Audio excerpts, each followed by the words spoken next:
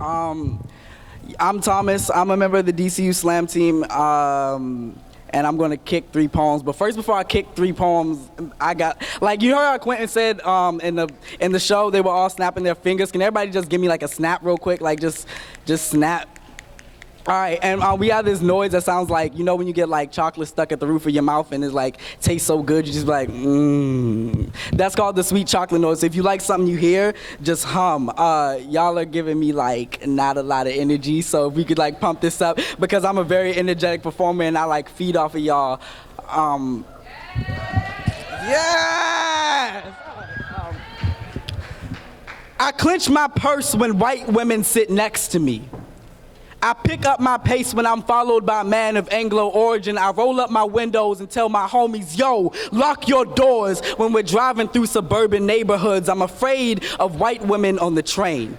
Their Starbucks and yoga pants shake me to the bones. I've heard rumors of black boys being buried into the mouths of unforgiving graves, of uneven ground for white men to stand on, mourning mothers, a judicial system based on gun smoke and mirror. White women on the train don't like to sit by my black side. White men grab their girlfriend by the waist when they see my black side walking down the sidewalk too close for comfort. Yo, lady, unclench your purse. Your money's of no matter to me. If it were, then we'd call this reparation. We've made you rich on this skin you confuse for hide. So stop looking back when my black walks beside you. Stop looking at me as if I got nothing to see dark about your people.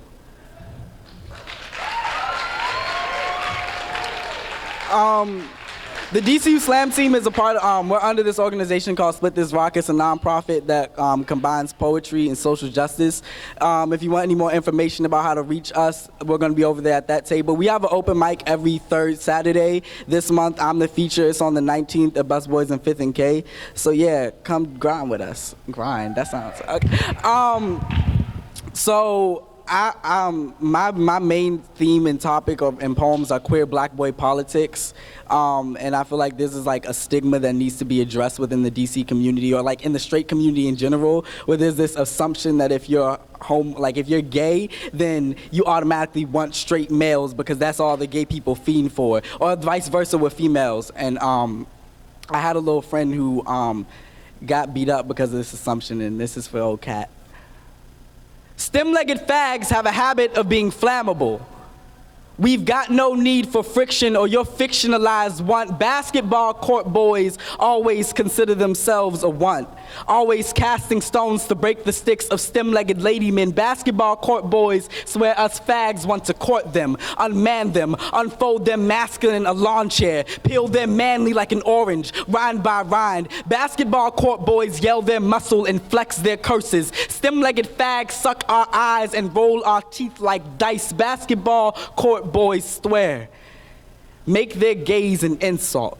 Look past the jungle of eyelashes, comb the grasses to see if there is a snake slithering its peering eyes up his thigh. Basketball court boys with secret lives and hidden wants hide their self-hate in the heat of a summer evening, flexing their curses and yelling their muscles fag. And boy is indeed this, a bundle of kindled wood burning, blackening lungs, watering tear ducts. Thus fags will teach that these basketball court boys are not man enough to walk on stilts, clumsy oafs, never understanding the delicacy of these pendulum pelvises, swinging and switching, never understanding how us fags with our fire and magma gaze could go without want for your ogre-like bodies burning in the sun, baking on blacktops, so much so that you almost look like the ones capable of catching fire. Conducting your hate like heat waves, you know, no faggot will catch flame without someone to rub them together the wrong way.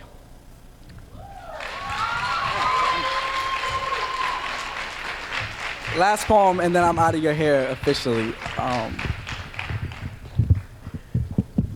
Malpractice in the building, y'all. Everybody say hi, Malachi. Clocks. There are times when I think too hard to feel safe inside of my own melanin. When I double check this dark, you know, I wear insecure as my body's biggest birthmark. Wear fear like my body's biggest organ. Wear my nothing as it is named. There are times when I'm painfully conscious of my own humanity. How easily I can die.